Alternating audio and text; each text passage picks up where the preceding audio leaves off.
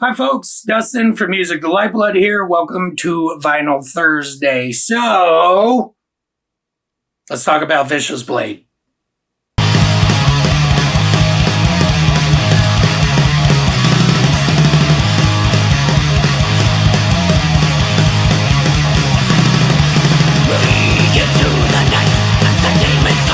Formed in 2019, Vicious Blade started with a simple question from Cold Mass guitarist Eric Wynn to Tartarus vocalist Clarissa Bedini.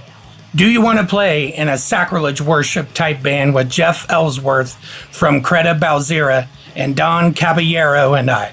The answer from Clarissa probably went something like, yeah, that sounds awesome. The lineup was filled out in quick succession by Pittsburgh stalwarts Kevin Parent on drums and Dan Ford, later replaced by Justin Pellicero on bass. The band set to work on crafting their 2020 self-titled EP, released on digital streaming platforms, and as a nod to old school metal tape trading days of yore, this EP saw a cassette release that quickly sold out. With the passing of the pandemic, Vicious Blade were beset with the task of bringing their blend of thrash, colliding with old school death metal and crust flourishes to the gaping maw of metal fans throughout the US, quickly acquiring a reputation that boasted a lethal ferocity in a live setting. In 2022, the band launched their sophomore salvo, Siege of Cruelty, an EP rooted heavily in thrash, with old school death metal vocals, but with a developing DB and ever so slightly blooming elements of old school hardcore punk. 2023 saw Vicious Blade being featured on Lifeblood Records' second installment of their Faster Than the Devil compilation series. 3 blistering tracks highlighting a cross-section of the band's most adept extreme metal tendencies, with 2 songs not featured elsewhere in their catalog.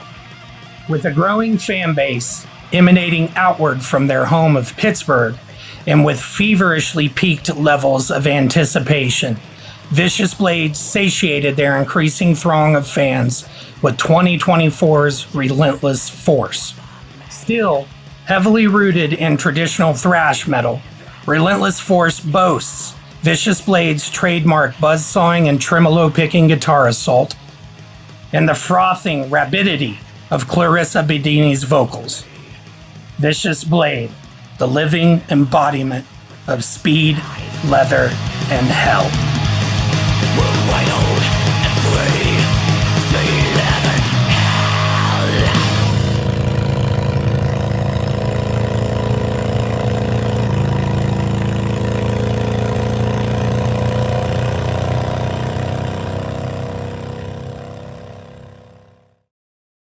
I discovered Vicious Blade at Ground Zero. I came across their self-titled EP on Bandcamp, and one of the things that immediately jumped out at me was that they weren't meandering around trying to toy and fiddle with their sound. It's like they came out of the gate focused, and they had their identity locked in. They absolutely knew who they were.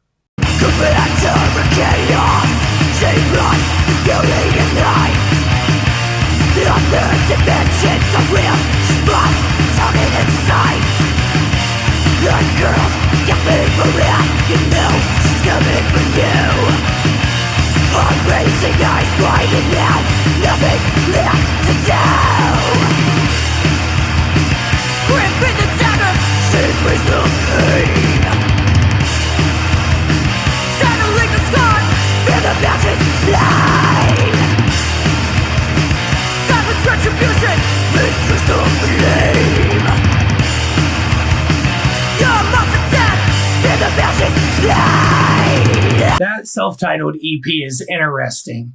There's a little bit of a crossover element to it that doesn't show up in everything that has came after it, at least thus far. But I'm okay with that element being in the mix. I think the neat thing about that epoch of the band's history is that I could easily see them opening up for old school Corrosion of Conformity or DRI, or even a band like Suicidal Tendencies. There's enough versatility in there to make it work. Come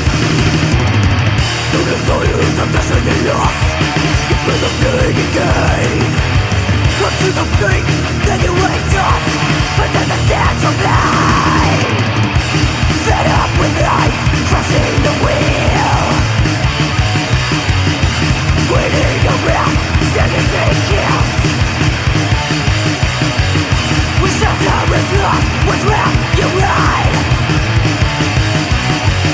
Scavengers ready to live their pride. Claustrophobia. Claustrophobia. Claustrophobia. To me, Burning Visions is the self-titled standout track. The quick napalm of the opening drums, that halftime section they drop abruptly at 42 seconds, whatever it is. It just screams freight train. Pummeling is a good way to describe it.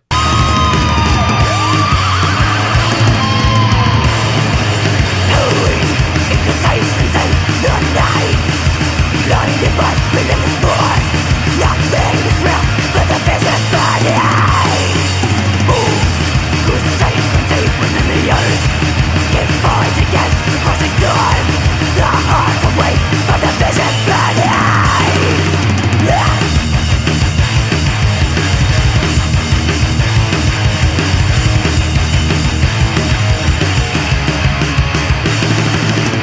Superiority outlaws. What a way to change the tides. We are carving images out of night. Up next is Siege of Cruelty, the title track being the advance video single for this EP. 5 stellar tracks that, for me, the first time I had listened to it, one of the things that popped into my ears was some old school death metal, first wave, proto death metal, if you want to call it that. But it's not overt to me. It doesn't scream first wave death metal. It's just flourishes and little nuances and some window dressing here and there. But I do think it's worth mentioning that as far as Clarissa's vocals go, she set that tone for that first wave of death metal vocal style as being a major element in their sound. And I think they knocked it out the park on this one. It's a hell of a sophomore release.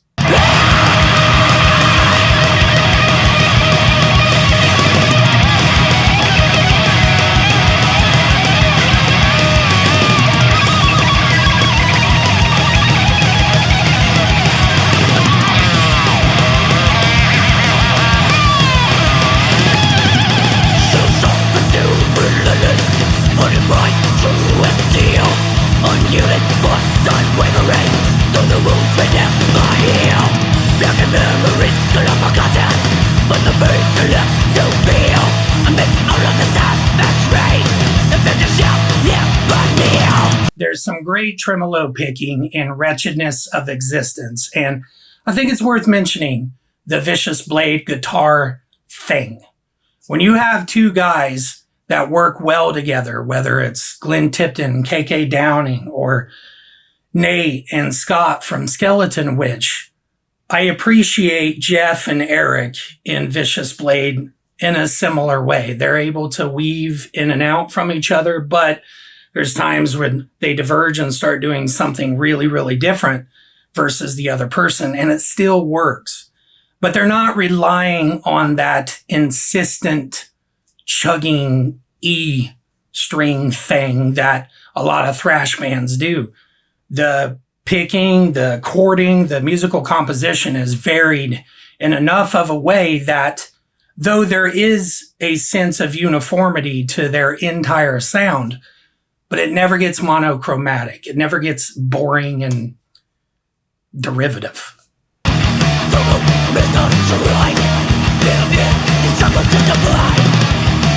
Will the future prevail? Or will we just burn away? With the oil of decay. Do you tell me that fantasies will fail?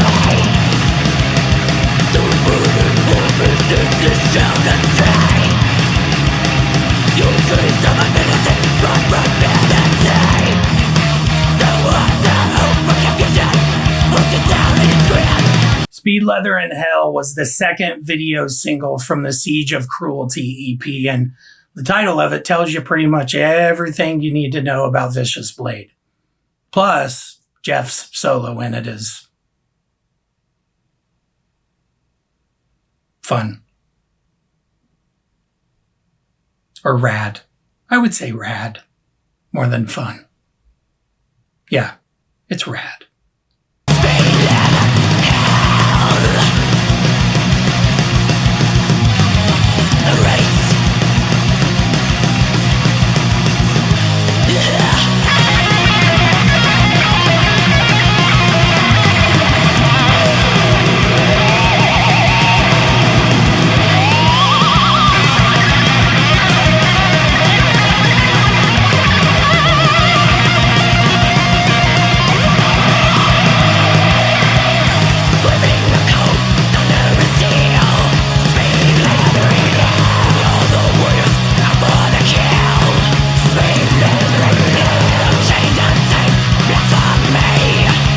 Faster Than the Devil is a compilation album released by Wise Blood Records.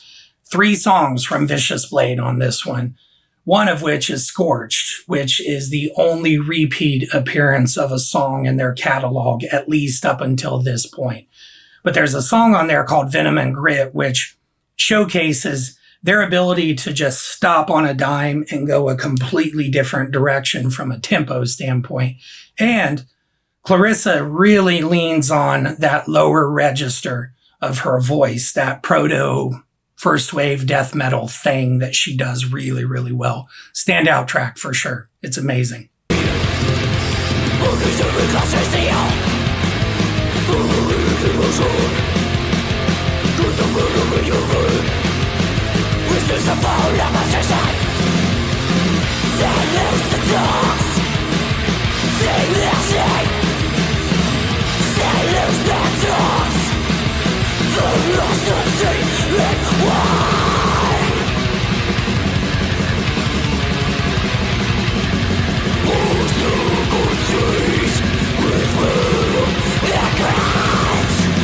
And now let's talk about Relentless Force, Vicious Blade's first full length.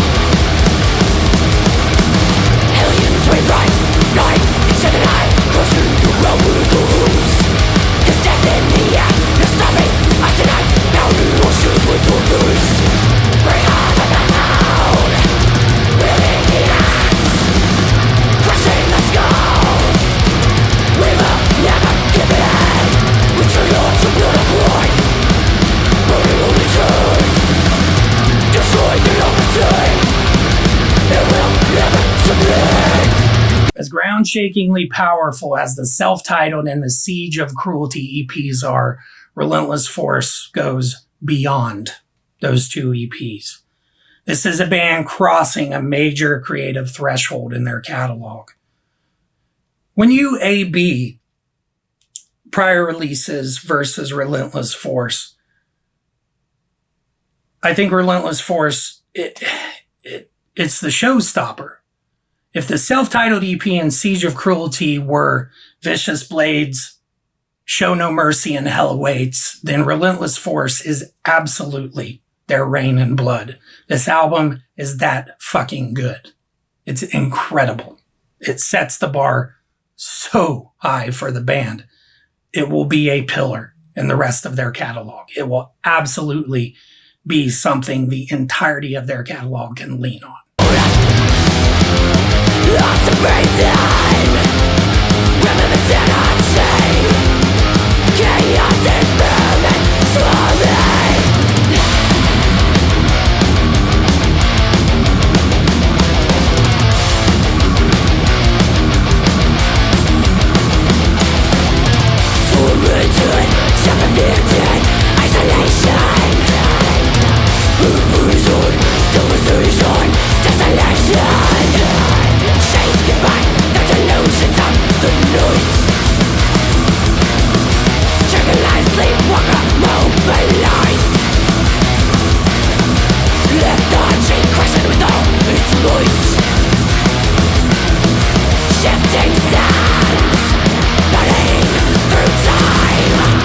Relentless Force is not a headphone album.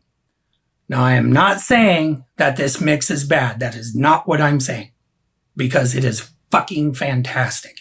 The mix is lush. It's well balanced. The panning choices that they made, the timbre of the bass drum, all those snare hits, they have definition. The guitars come through great. The low end is balanced and amazing sounding. Clarissa's vocals or the placement and the mix are spot on. But do not listen to this album on headphones. Listen to it on external speakers. And I'm talking great speakers, because you need the advantage of speakers that are moving air, physically moving air around you when you're listening to it. This is a loud album. It's meant to be played loud, because they were able to capture the band and what they sound like in a live setting in studio, which is so fucking hard for a lot of bands to do. This album is a behemoth from a mix standpoint, and you have to hear it in that physical response that happens when you're listening to music in a room. The air moves from the speakers. You can feel the vibration from a subwoofer, pushing the hairs on your legs and your arms and stuff like that. It's just, this is a speaker album. Listen to it on headphones. Yeah, cool, whatever. It's going to sound amazing, but you need to get it as loud as you can so you can enhance the pummeling quality of the band. Just, what a killer mix this thing has. And the fact that they were able to capture that, snag that, snatch it out of the air and put it to tape, it's just absolutely incredible.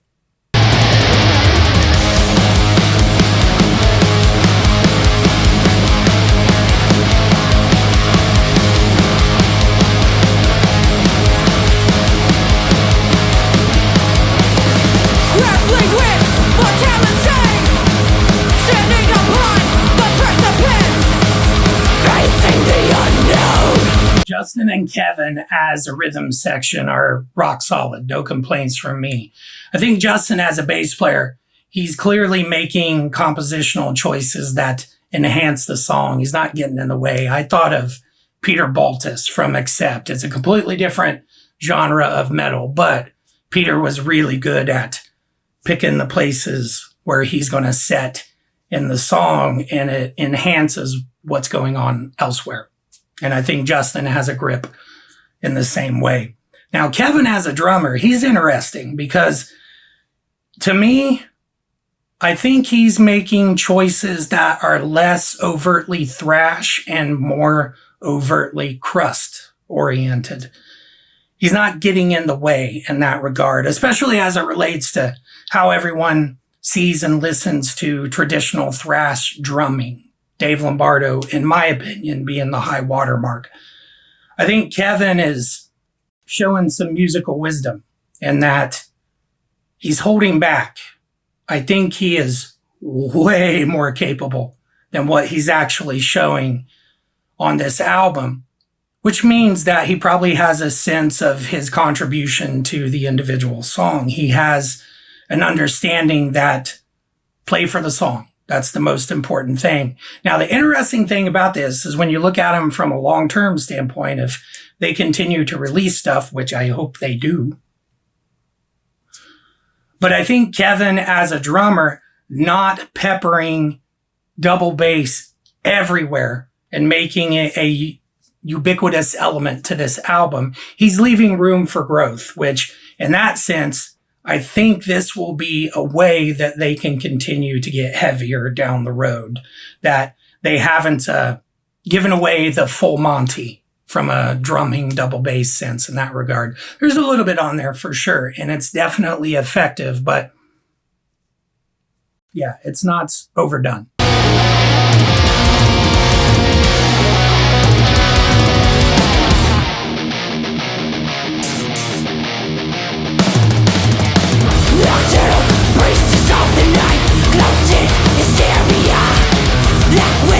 Sorcery, enchantress of Victoria.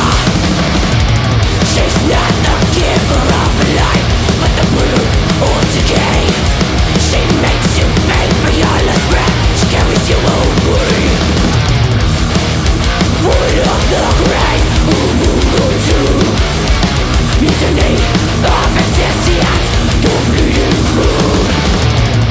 is going to draw a straight line towards sacrilege for a means of comparison. Which, okay, fine, whatever. I get it. It's in the lore of the band. It was one of the things they talked about as far as what kind of direction we want to take things in. And okay, yeah, I get it. Cool, whatever. But my experience has been within the metal enthusiast community that we have a bad habit of only comparing female-fronted bands to other female-fronted bands. So it really limits the scope of your ability to pontificate and make comparisons when you're recommending music to other people. As far as Vicious Blade goes, you don't need to relegate your comparisons to just Arch Enemy or Sacrilege or whatever, a band like Warlock. They don't sound like Warlock, but, female-fronted band, whatever. I think Vicious Blade, their frantic pacing, that relentless quality, see what I did there? Relentless force. That relentless quality that they have to their songwriting, they owe way more and take more similarities and have a DNA that has much, much, much more to do with early Slayer and Discharge and bands like Possessed. Don't limit the way that you look at a female-fronted band. I don't know. It always rubs me the wrong way.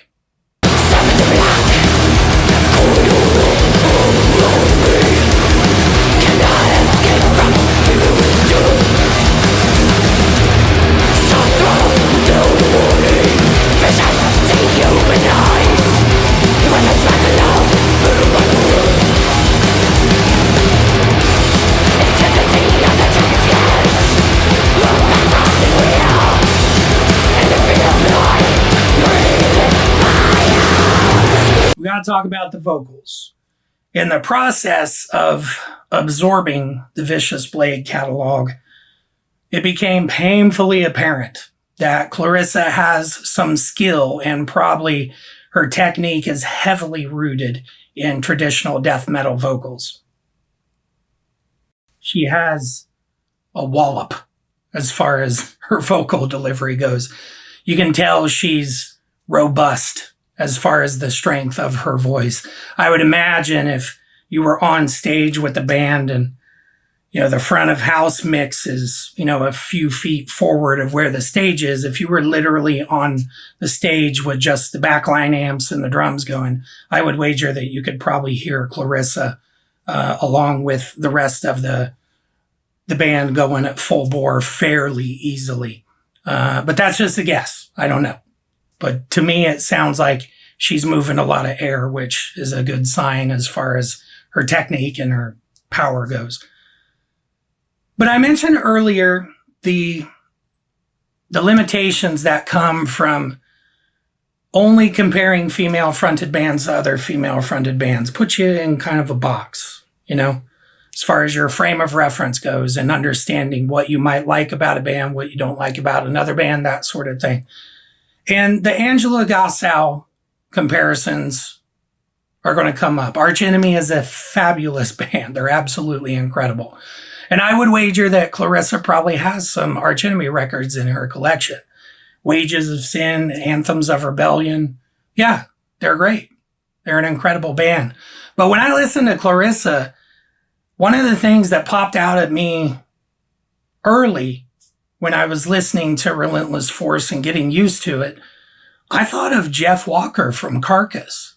Her snarl kind of has that same bite quality to it. I mean, Jeff's a hell of a vocalist, and so is Clarissa. Lyrically, Vicious Blade aren't reinventing the wheel.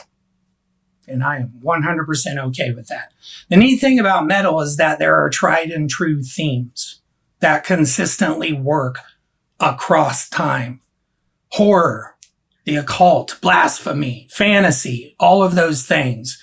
They work in the context of metal because it's a genre that is overtly colorful. And you have to have the lyrics to go along with it. And I think Clarissa has an X factor to the way that she delivers the lyrics. And my guess is, again, I haven't shot off a bunch of questions to the band regarding lyrics. I haven't done that, but my gut tells me that most of the lyrical content is emanating from Clarissa because of that conviction at which she delivers the poetry and prose that it is. She dabbles in rhymed iambic pentameter and unrhymed iambic pentameter, which creates enough variety within the lyrical landscape to keep you engaged. It draws your attention and keeps you locked in. There's times when I was listening to it that it reminded me of the lyrical mood Glenn Danzig was in when the Misfits cut Earth AD Wolf's Blood. It's nuanced but unbridled, I think would be a good way to put it. There's a literary sort of enhancement to the way that these lyrics are coming out from Clarissa. I think it's compelling in the truest sense of the word. By the charms of the past, I feel them obliterate my soul. Self-doubt and hesitation, so come to this around with me.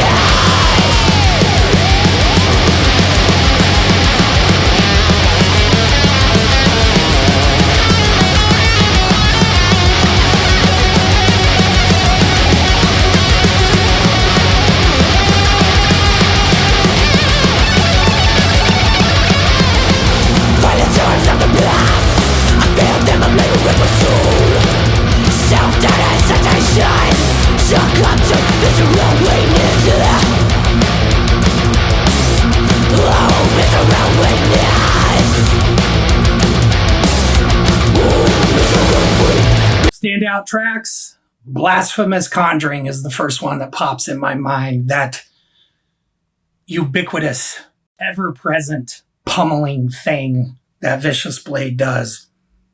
And Clarissa's vocals on this, God, she sounds like a monster.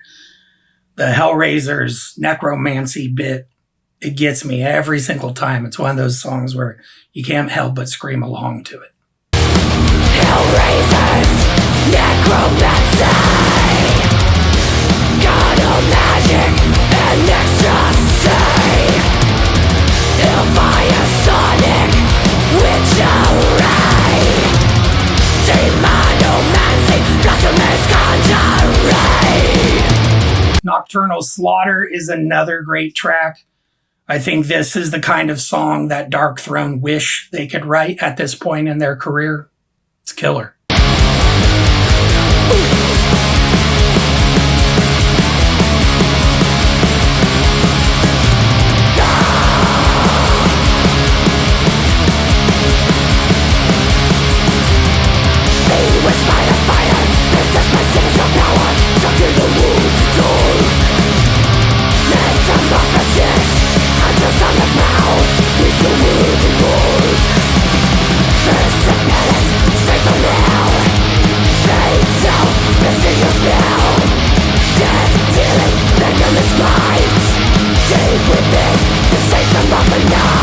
Deathblow is the perfect closer to this album. The mood that's created from an atmosphere standpoint with the synth and guitar intro, the hammer drop of the song just taking off. Oh, God, it's killer. It's killer. I don't know, but I think of black metal when it comes to atmosphere of metal, especially when it's menacing, brooding, dark, occult in nature. I always go back to black metal. Now, Vicious Blade are not a black metal band. Flourishes here and there, yes, but they're not black metal. It is what it is. But I would put a shit ton of money on someone in that band has a thorough understanding or just a deep appreciation for atmospheric black metal. Bathory comes to mind. Someone in that band, or someone's, is able to orient the band in that direction and make it work so damn well. And the neat thing about a young band like Vicious Blade is that when you come out of the gate as strong as what the band has, something happens in a band's creative life cycle. They write perfect songs sometimes. Not all the time. And that's not to diminish the rest of the Vicious Blade catalog. But Deathblow is a perfect Vicious Blade song. You cannot improve this song. There's no way to do it. I think of Slayer, Chemical Warfare, Sabbath, Children of the Grave, Iron Maiden, Another Life, Priest, Starbreaker. There's songs in bands' catalogs that in that moment that song was captured, they could not create a better version of that song. Deathblow is one of those songs. It is absolutely one of those songs. This is the perfect song to end this album. And what I'm hoping is that this is exactly where they pick up from on the next album, because man, I am very, very excited for this band's future. What a good album. Listen to Deathblow. It's amazing.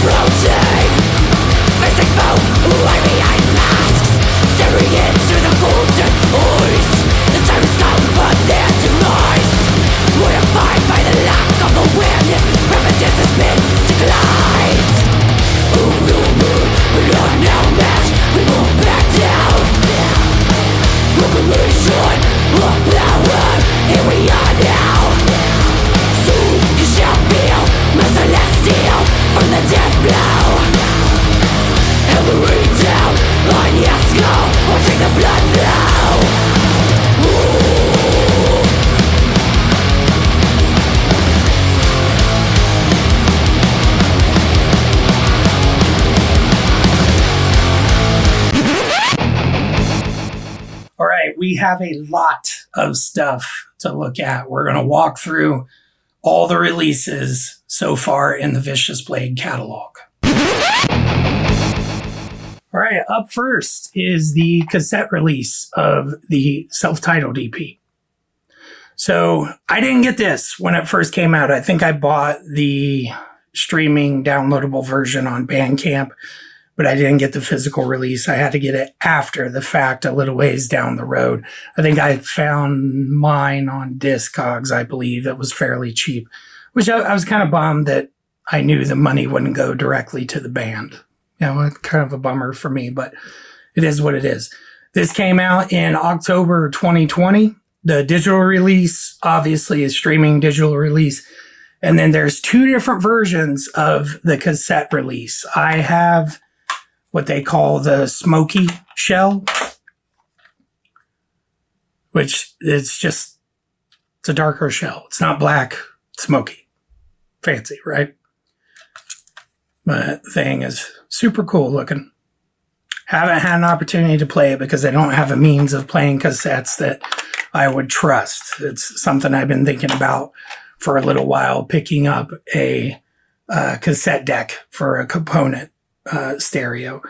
Just been giving that some thought, seriously considering it. I don't have a ton of cassettes. I have a little bit, but not too many. I kept some of the ones from when I was a kid, like some of my Kiss ones, that sort of thing. But I like this release as far as, you know, the entirety of the package goes. It came with a patch as well when you picked it up, which here's a good picture of it. So a cool little Vicious Blade logo and their amazing font, which I think is totally cool.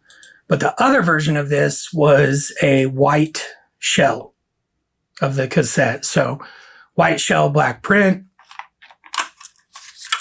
or smoky shell, white print on it, which totally cool. Just cool, straightforward, to the point cassette release of that first EP. You got lyrics. And there's the J card. We call these J cards, by the way, because when you fold them up, they're shaped like a J. Isn't that cute? One of the first things I released as far as my bands go was a cassette. I think that was the first couple releases, so that tells you my age. You know, I was in bands in the 90s and early 2000s. But man, this is a cool release. You guys definitely want to try and track it down. It looks like, as far as the numbers made, all of my digging said 150 of each version. I could be wrong. It could be 75 and 75 of the white shell and 75 of the smoke shell, or it could be 150 of the smoke shell and 150 of the white shell. I don't know. I couldn't find a ton as far as the information on the release goes. So just keep that in mind. There's not a ton of them out there floating around, but if you can find it, it was very affordable. I got this for a very good price. The only thing, obviously, I'm missing is the patch, which I'm a little bummed out about. But this one's definitely worth tracking down. All right, so the second one is the Siege of Cruelty EP. So this is the picture. It was an advert that they put on social media to just say, hey, we got an album out, and this is the CD version of it, which cool little fancy skull there. But what I like about this is that they did a CD, a cassette, and vinyl version of this EP, which super rad. The CD looks great. I think the entire package came out really well. There's the actual CD itself, which I always think it's cool when you do a print on the actual CD. It's cool because I come from a time where when my band was releasing CDs, it was a sticker. We had to print a sticker and actually stick it on the front of the CD, which when you're doing gobs and gobs and gobs of them, it sure does get tedious having to put all those things on. But it's one of those DIY work ethic things. And then there's some of the lyrics on the inside of the CD. This is the actual tray that the CD would set in. Again, I got these off of Discogs, guys. And then there's the who's in the bed credits and special thanks, all that kind of stuff, which cool release. So the cassette version of this, it looks like 150 copies, which leads me to believe that on that self-titled cassette release that they probably did 150 of each variant. So 150 of the smoky shell, 150 of the white shell. That's what my gut tells me. I don't know for sure, though. I couldn't find much. But this is the cassette cover, which cool cover. It's obviously sort of a scaled down slightly as far as the cover goes, but most of it is there as far as the illustration goes. Kind of the edges got cropped a little bit, but it still looks super cool. I actually think this, I like the layout of that cassette cover with the actual Vicious Blade logo right there in the middle. The LP version of it I think is cool, but I don't know. I just kind of like it being right there in the middle. But I think that has to do with the design choice of putting the black behind, or mostly behind, the band logo. But I still think it looks absolutely badass, whatever version you get of it. And then here's a look at the actual cassette itself. White with black printing. Looks super rad. Again, 150 of these from all of the information that I gathered. Super cool looking. And then we have vinyl releases of this. So there was 200 on black and then 100 on transparent red. That's what all of my digging discovered. So here's the Bandcamp advert. This is for the black version. You can see it down there under that blue vinyl bar. You can see it says 200 copies down there. So that's the black version. And then there's an advert, an option to buy on the Bandcamp. 12-inch transparent red vinyl pressed at 45 RPM, which good choice from a pressing standpoint, because the sort of collective belief, and I would think that we have everything to substantiate it and back it up, that it's fact that on a 12-inch, if you compress it at 45 RPM, you get a little bit better of a sound quality because you're not trying to squeeze the grooves as close together as it would be at 33 RPM. So just something to think about. To me, I think the best sounding album I've heard let's say within the last 10, 15 years that's pressed at 45 RPM is Doyle's As We Die album. It's the second Doyle album, which that version that I have is a double album. It's 2 LPs. And I believe they're double press. I haven't listened to it in a minute. I'll have to get it off the shelf, but I think each LP is double press. So it's 180 grams, which 180 grams means that it's going to be heavier. It's going to be durable. But at 45 RPM too, those grooves aren't as close together, which sounds amazing in my opinion. But let's take a look at my copy of it, which this thing is phenomenal. That cover art is absolutely amazing.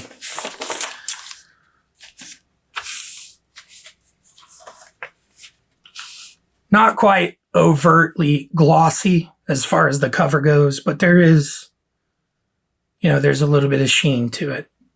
It's not like a foil print, a metallic print, that sort of thing. But yeah, the thing is good looking cover, which look at that font down there. That thing is just absolutely freaking incredible. Killer cover too. Love this thing. Just a hell of an EP. There's the back of it. Again, before I forget too, yeah, this was released on Our Ancient Future. Cool record label, just doing all kinds of like underground metal, gnarly stuff. A lot of really good gnarly stuff.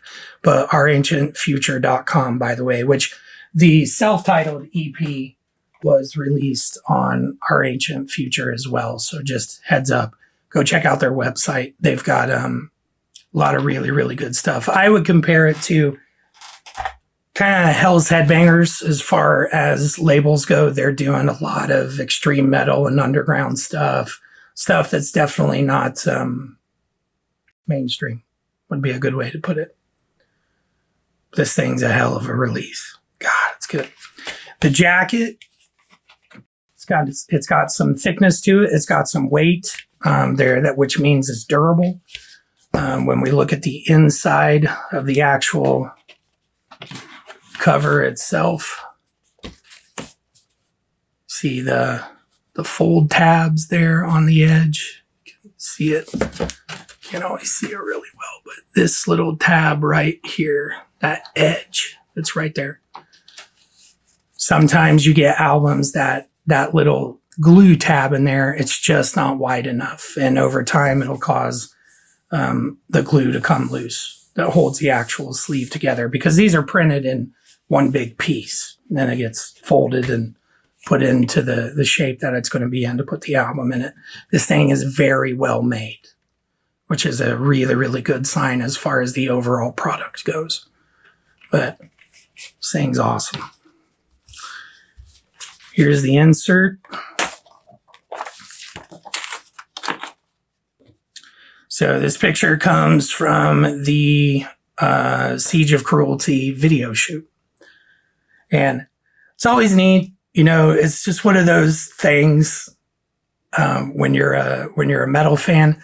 Since I was a kid, I have always worn white sneakers. That's my thing. White socks, white sneakers. I don't care how metal you think I'm not. White shoes. That's my thing. It always has been.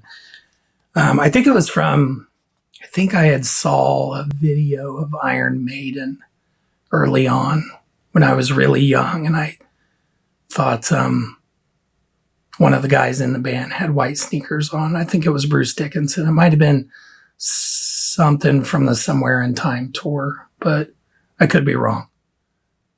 Can't remember. But yeah, I saw some awesome band, and I saw that they were wearing white sneakers, and I was like, yep, that's my thing. That's what I got to do. So when I saw Eric with the white sneakers on, it was a victory for childhood Dustin. You know, it was neat looking. I love it. It's awesome. The insert, super cool. There's some awesome pictures of the band. It's a cool release. And then let's take a look at this vinyl, because this thing's incredible. So number one, look at that label. So it's a close-up of some of the cover artwork. That thing looks amazing. And when you see it on this red, it's awesome looking. It's incredible. Then there's the side A. Got a black label with white printing on it. Sorry if you hear the neighbor has a German Shepherd and he's out in the yard playing, and I can hear him barking every now and then. So just do me a favor, ignore the noise. It's the perils of having a YouTube channel that's filmed out of your home in your suburban neighborhood. It's awesome. This thing's cool. It's a nice, simple, straightforward, high contrast, black and white label. Thing looks amazing. But take a look at this thing. Ta-da!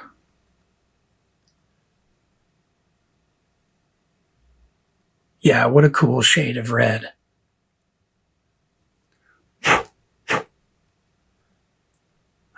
Bring my, see if I get it off. Forgot to bring my non-abrasive cloth. Got some paper dust. There we go. Yeah. I'll get a backlit picture of this.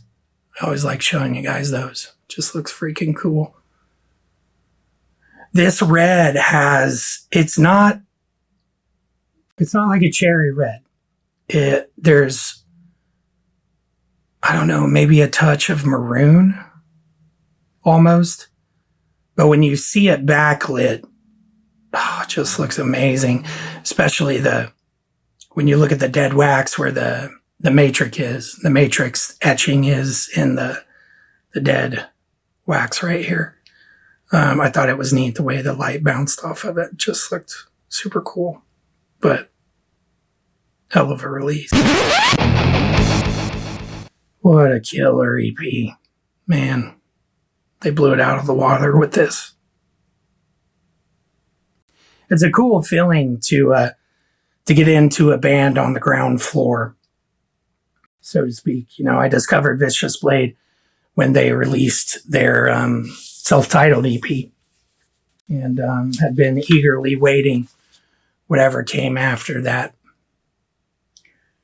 And I was not disappointed with this. Just a killer EP. I did like, I mentioned it earlier, the variety when it comes to Clarissa's vocals. She's a bit more, for lack of a better term, guttural, and engages her lower register a little more on this release than what she does on Relentless Force, at least in my opinion. But I think it works really, really well. You know, maybe that was the kind of vocal mood she was in when they were writing this. And just what a cool sophomore release, you know? So I know I've talked about this before because you guys are going to see me pull out, some different stuff today.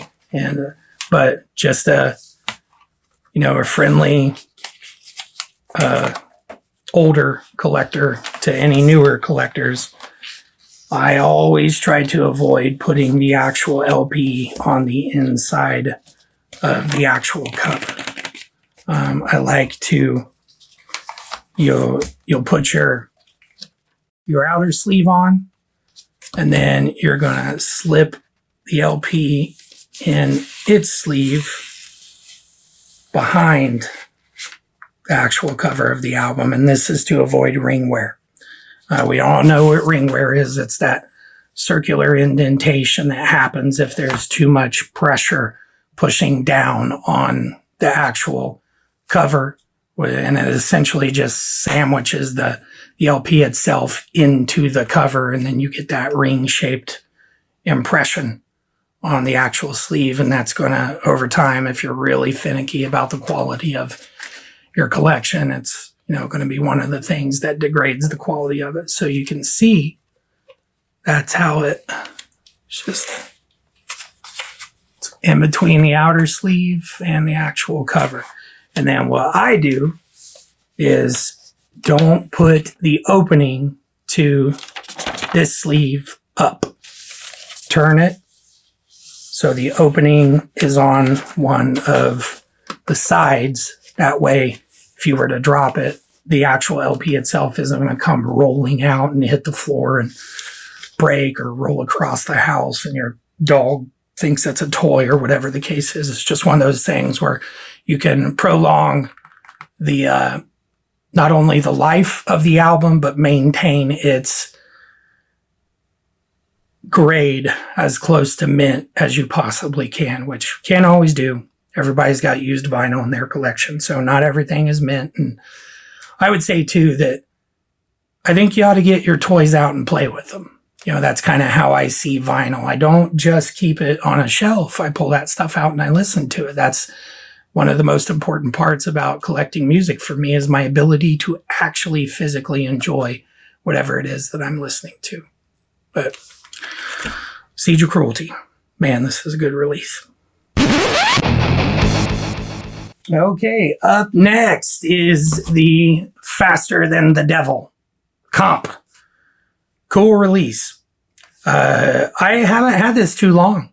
It's been pretty recent. I think I've only had it maybe 5 weeks at this point, but it's fun. It's a fun release. I come from the generation of music collectors that compilations were a huge deal, and that was a really, really important way as far as your ability to discover new music. It came via compilations a lot of the time, where when you used to go to record stores in the 90s, there was something called Concrete Corner, concrete something. There were these sampler cassettes where they would put a bunch of songs from different bands on a cassette. And they were just freebies that you could pick up from the record store. They were kind of like point of sale, free stuff with a purchase that you could come in and grab them, take them home. That's how I heard, I think the first time I heard Judas Priest with Ripper singing for the band, not Rob, was via one of those samplers. And it was cool. I got exposed to so many good bands in that regard. I think that's how I discovered Helmet. There was a really good Nitro sampler I picked up once. I think that's the first time I heard The Damned. I think it's when they released Democracy as a single. I think that would have been it. But compilations are amazing. They're amazing because it's this awesome. You know, I describe tape trading as it's kind of like the metal version of the lost art of alchemy, or the lost science of alchemy, whatever you want to call it. And I think you could put compilations sort of in that basket as well, that it's a lost,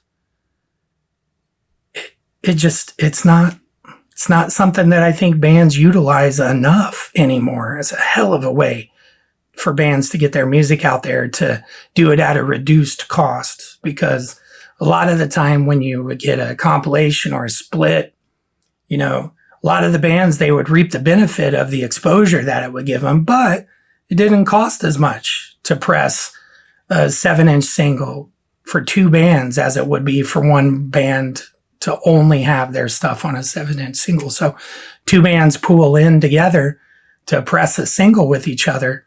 They can stretch their money a little further, and especially for the working band scene, so to speak, it goes a hell of a long way.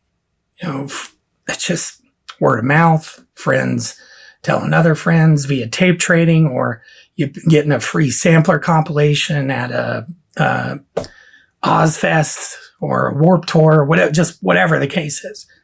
It's an awesome way to discover new music, especially for that generation. And I'm a younger Generation Xer.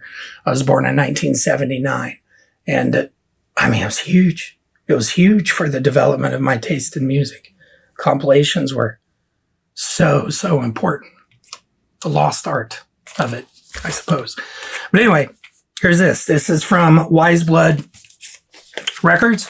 When I bought this, I bought it on Bandcamp, as with a lot of my vinyl, and Lifeblood was cool enough to put a bunch of little promo things in there.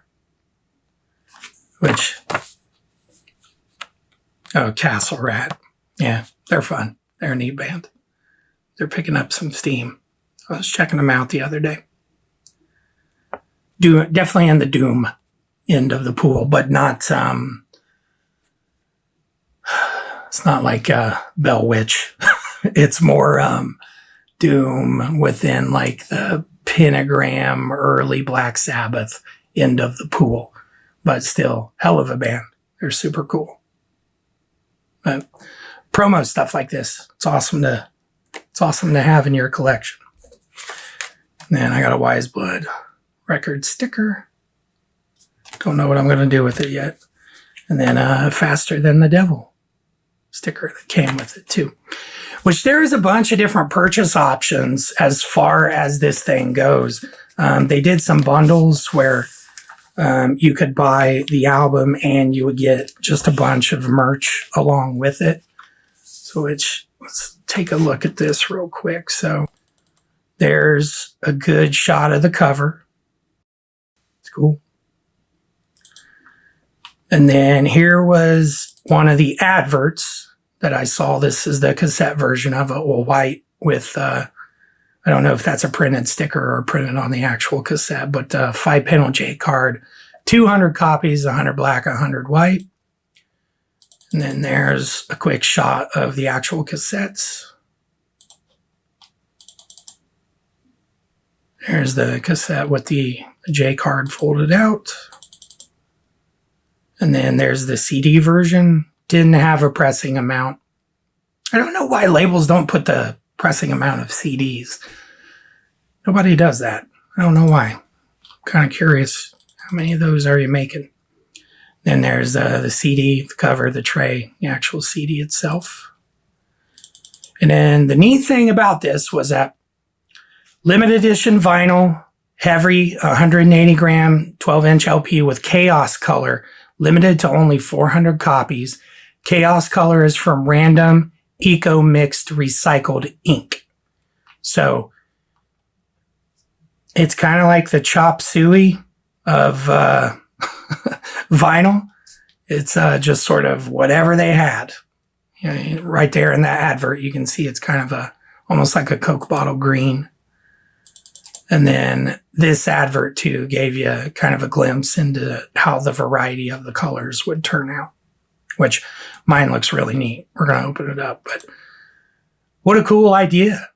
You know, it's another way probably for that label to probably utilize some cost cutting measures, but at the same time presenting it in a way that enhances, you know, if you want to look at it from a collectability standpoint, but I would say just from an artistic standpoint, it's extremely unique in that they're doing it in a way that is cost effective for them, but just as intriguing and compelling for the collector or whoever is picking these things up. So, cool idea. I thought it was neat. But here's the cover. It's awesome looking. 3 other really good bands on here too, guys. Definitely worth checking out. So let's grab this insert real quick.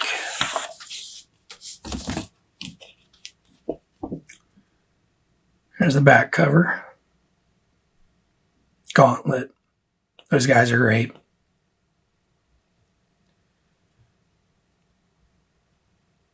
Yeah. Sweet.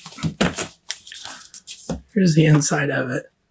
Little, you know, not as rigid, but it's a comp. That's something you want to bear in mind.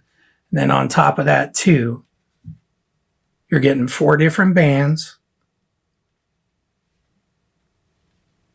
And they put this in a really good package. So I'll probably board this. I'll put a cardboard insert in with the actual the LP and the album to keep it a little more rigid. It's not flimsy like newspaper is, or like a old school comic print, newsprint. But it's, you know, not as thick as some of the other album covers and sleeves that I've came across. But here's a credit sheet, rundown of all the bands.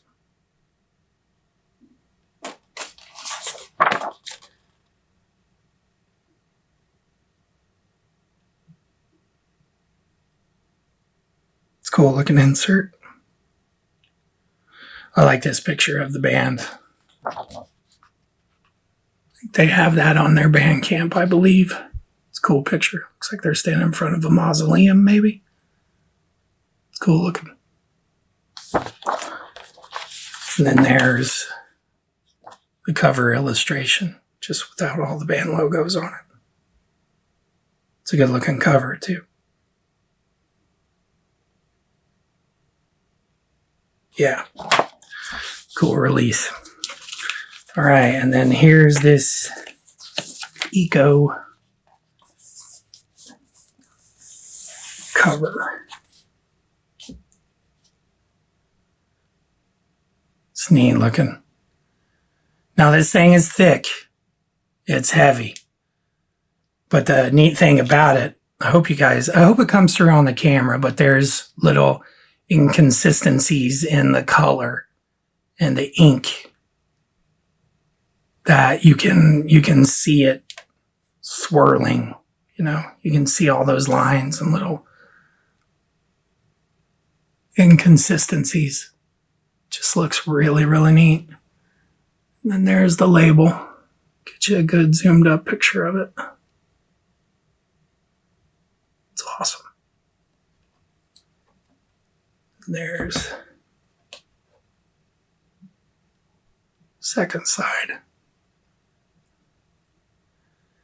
It's almost like a evergreen a little bit. But that, you know, those little swirls, inconsistencies, and little striations or striation, I don't know, striation of color just looks really, really neat. Now, it's kind of like snowflake. It's unique. Never two of the same. I'd be curious though, what roughly what the numbers are as far as what they pressed, how different the color is across all of the ones that were pressed. It'd be interesting to see that. But I like the idea of it being, you don't really know what it's gonna do. Kind of from an artistic standpoint, that really engages the, let's say, the compelling nature of somebody that would be interested in collecting it. It'd be cool to have some variations of this in your collection. It's cool. Yeah. Great looking package. Plus, really great bands. Man, this one's good. All right, here's the big one. Relentless Force. Hellraiser's Necromancy. Hell of an album, man. Hell of an album. God, I was completely taken back by this. The first time I listened to it, dropped my jaw. Amazing. Killer album. So there are some variants of this too that are they're interesting. So the first thing is that, number one, this was released on Redefining Darkness Records. But Motorpunk Records did a cassette release, an orange cassette release of 100 of these. And it came out around Halloween. They released this in October of 2024. So they did a cool little promotion with Motorpunk Records for 100 of these. Orange cassette. Looks super cool. And it sort of fits the, you know, the color theme of the album. I think it came out really, really great. Then there's, here's the picture I found on Discogs, the purple and the orange. Looks really, really cool. I would like to get a hold of one at some point, but I'm going to have to wait for now. You know, I've spent my music to Lifeblood money already. But still, what a cool little release to go along with it. I love it when bands do, you know, variants.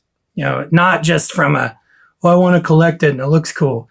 But I like the idea of there's always something to excavate when it comes to a band that you like. I think that's part of the reason why the Misfits resonate with collectors so much. And you guys know I'm a huge Glenn Danzig fan.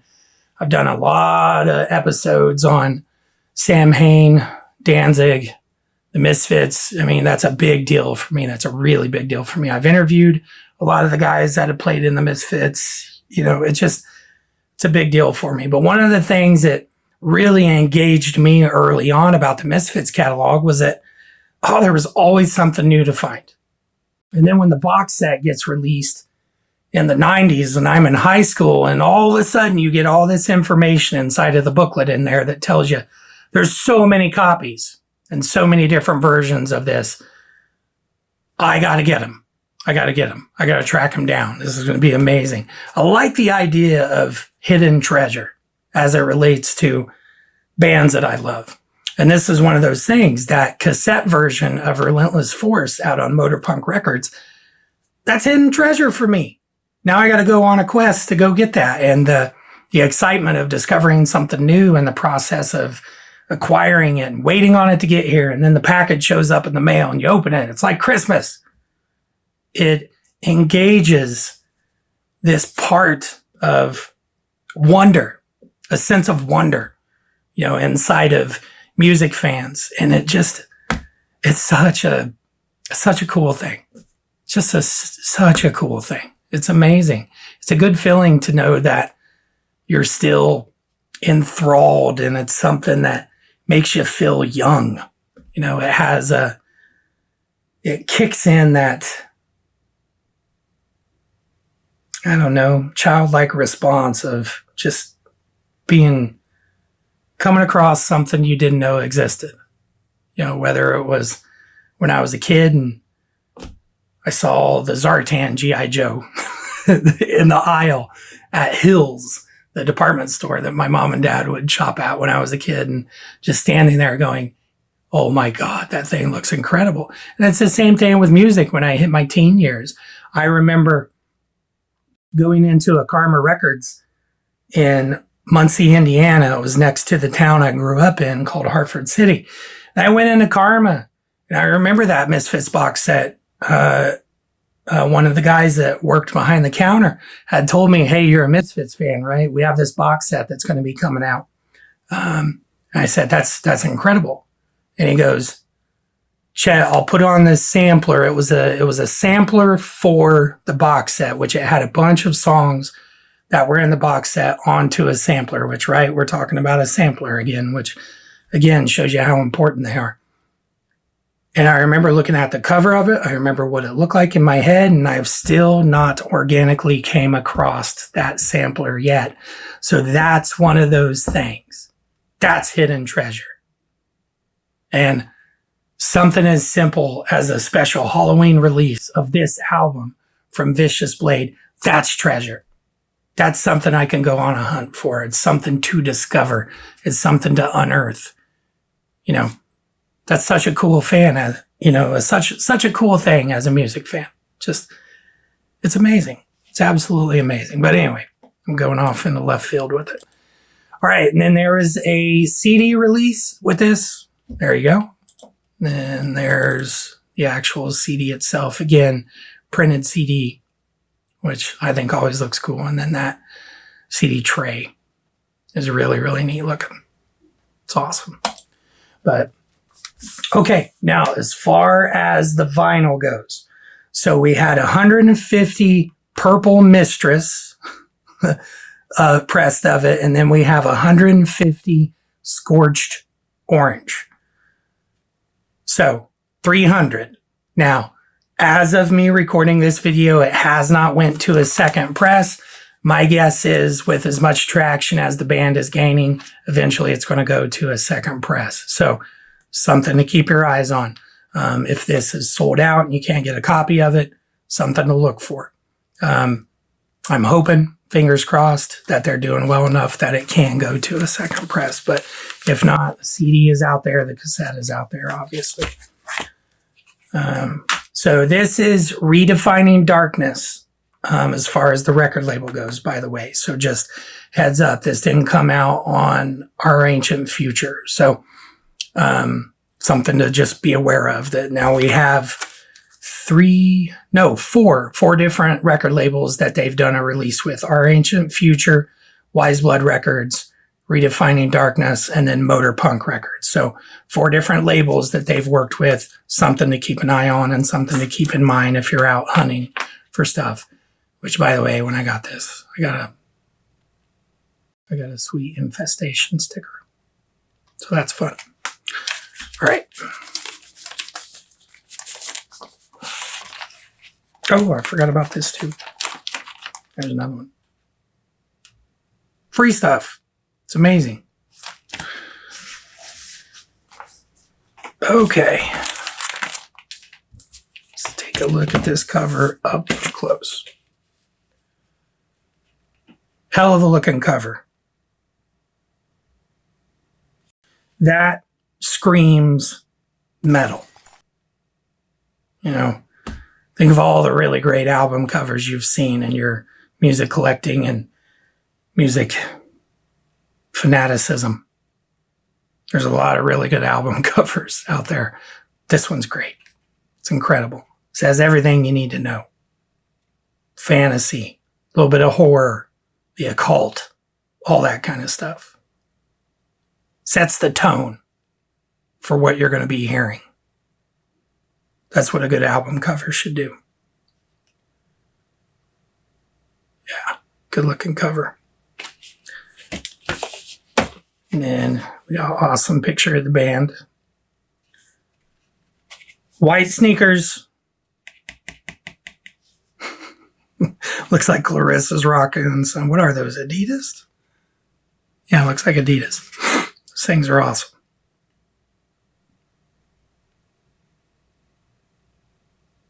Eric and Jeff back there. Kevin and Justin.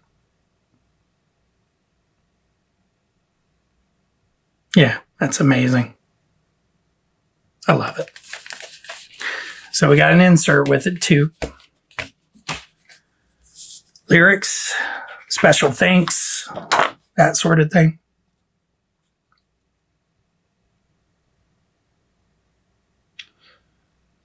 Recorded and mixed by Mario Quintero, December 2023. Mastered by Brad Boatwright at Audio Siege. Cover artwork by James Bausima, which, by the way, James is a really, really good artist. He's on Instagram. I've been checking him out the last couple weeks. Dude's phenomenal. His artwork is killer. Fantasy, horror themed kind of stuff. Back cover photo by Samantha Stowe. Layout and design by Kevin Parent, which Kevin's the drummer, by the way. So Kevin's doing double duty. Yeah, it's awesome. I like the lyrics of this. I'm assuming Clarissa wrote most, if not all, of the lyrics. Like I said earlier, I get a feeling it's her because she's singing with some really intense conviction. Yeah, it's awesome. Then we get a collage. This made me think of the Misfits Walk Among Us collage. I thought it was cool. Set list up there, pictures of the band hanging out. Couple flyers. It's awesome.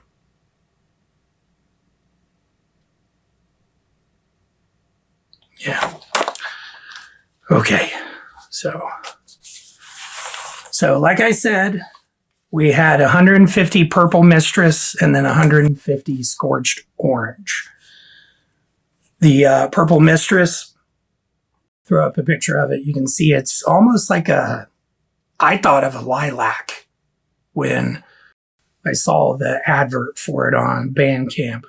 It immediately made me think of a lilac bush, which is funny because lilacs are my favorite flower. My the house I grew up in when I lived with my mom and dad when I was a kid, we had a lilac bush in the backyard. So I always associate purple with good things, that's kind of cool. But purple, as far as the color goes, there's a theme, to it. And purple and the orange, the way this is illustrated, number one, generally when you see lava or fire coming out of the ground, I think most people associate it with hell or, demons or something like that. The earth cracking open and all of the terrifying things that live beneath the surface coming out, whether it's the Balrog from Lord of the Rings or the vicious blade, gauntleted hand holding a skull from the depths of whatever planet this is happening on. It's really, really neat. It's awesome looking. But anyway, so I got the scorched orange version of this, and man, oh man, did this thing come out awesome.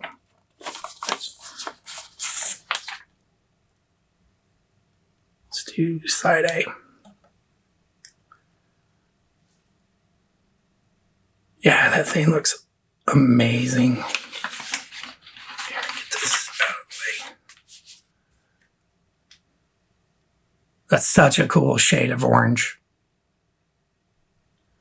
Now, I'll put up a backlit image for you, and you can see that there's some little inconsistencies in the way that, the puck or the pellets they use to press this, the direction some of the pellets went or the puck or whatever it was that they used it. It can be both sometimes. There's a line through here that you can see that kind of created a little bit of a marbling effect.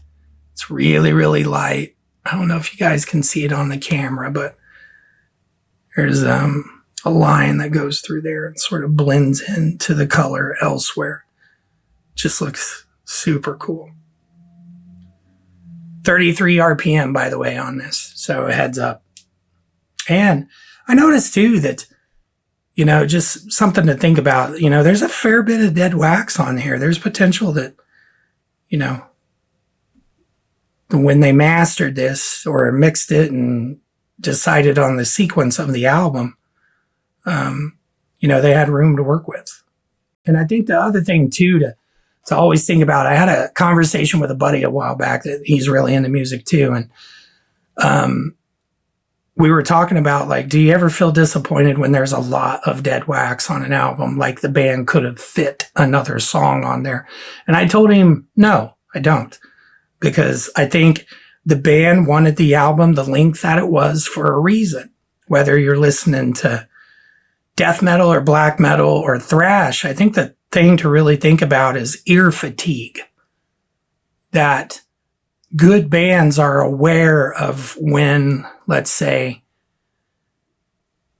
when their creation is too long, when it's too much, when it needs to be scaled back. So my guess is that given the experience of everybody in the band, they have a good pedigree, Vicious Blade. They have a lot of experience in other bands and other players. And my guess is that's the advantage of being around for a little while and having a resume that's so deep as some of the guys in the band's resume is. They know that, no, let's pull it back. Because with a band like us that are working at the tempos we're working at, that's a lot of snare hits. And that many snare hits can fatigue your ears, especially if the production is done in a way, lo-fi production, when you listen to maybe something like, Gorgoroth, Under the Sign of Hell.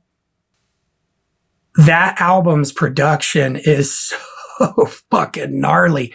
I love it. I absolutely love that album. But would I want that album to be an hour and a half long? No, because I would get a headache from it. It's always a good thing when bands know how to get in and get out.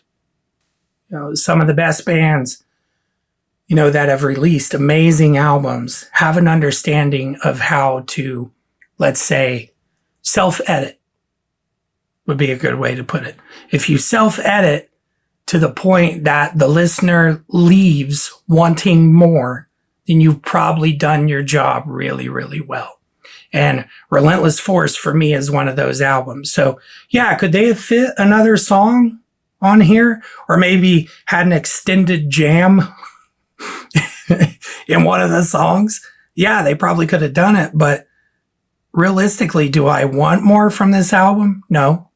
I think this album is a nice, tight package that gets the job done. Straightforward and to the point, no fucking around. Which means that I'm going to come back for more. That's a good thing. That's a very, very good thing. Sometimes you need to self-edit and limit yourself because it enhances the quality of the rest of whatever your output is. So just something to think about. Good looking label. There you go. Again, the high contrast black and white always looks killer.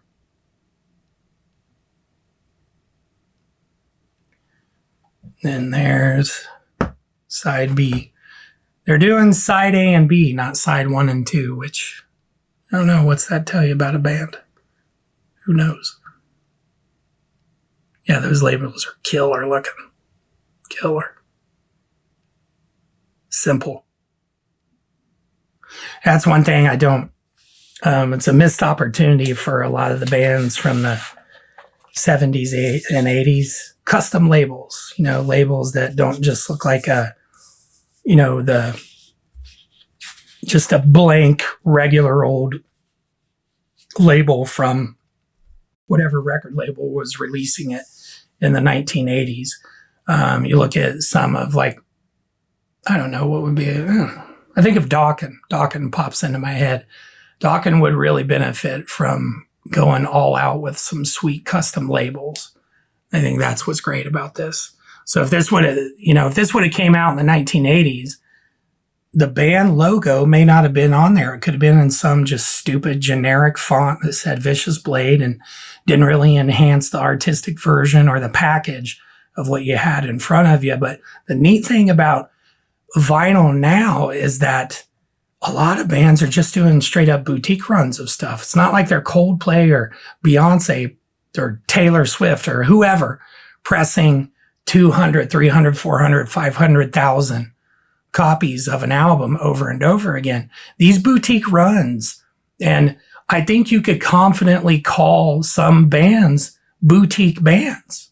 They're niche bands. They have this corner of the whatever genre they're in that they've carved out, and they do things on, I'm not going to say on a smaller scale. I'm going to say on a more limited scale, because I think there's a difference between the two. Bands working on a more limited scale, the ability to put more effort into a single release, that's a good thing. And if they do sell a shit ton, they sell out, they can always go back for a second press. I always think of Midnight in that way. Midnight is what I would call a boutique band, I guess. They're never Midnight, Athenar, they're never going to sell out Madison Square Garden. But I'm fine with that. Totally fine with that, because everything they're doing has an artistic continuity to it that across the entirety of the catalog, whether it's a first press or a repress or whatever the case is, it's done in a way that there is consistency of the artistic output across the entirety of the catalog. And that's a good thing, because it allows Athenar to maintain the quality and what he wants the band to be in a physical format across everything he's doing, whether he's working with Hell's Headbangers or Metal Blade.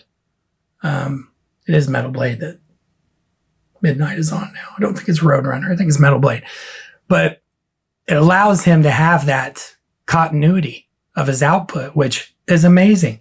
You buy a Midnight album and you know that you're going to get a fantastic vinyl package, whether it's the vinyl itself, the labels that are on it, the cover, the thickness to it, whether it's a gloss print or a more matte looking print, the insert, a fold out poster, whatever. And I think it's the same thing when we look at this Relentless Force by Vicious Blade. This is artistic continuity.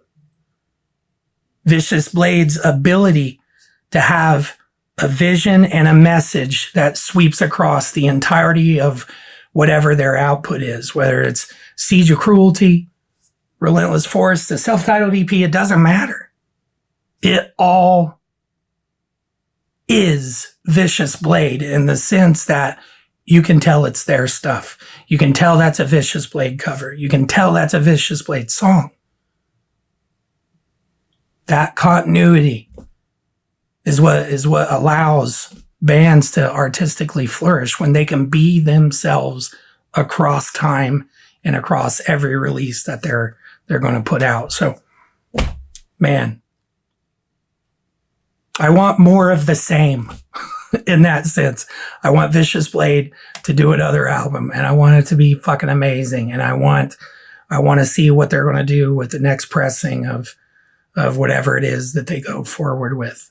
How creative they might get with whether it's a black release of an LP or a colored release of it, splattered, or, some crazy metallic thing that we've never even seen before. I want to see what they do, because already they've got me hook, line, and sinker for what they've done so far. So, beyond Vicious Blade, what an exciting time to be a music fan. You know, all these great releases, all these great bands doing stuff that's just absolutely incredible. It's amazing.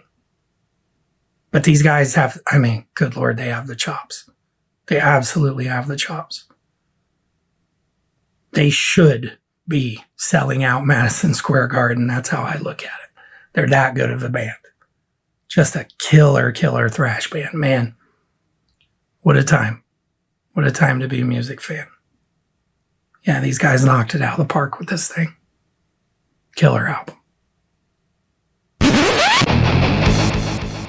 All right, folks, that is it for this edition of Vinyl Thursday. Go check out Vicious Blade. Their star is absolutely on the rise. Great thrash band. Absolutely incredible. Going to keep an eye on them for the foreseeable future. Beyond that, don't forget to check out all the episodes of Music the Lifeblood's Conversations from the Pit. There's also the back catalog of all the Music the Lifeblood podcast episodes you can listen to as well. All right, we will see you next time.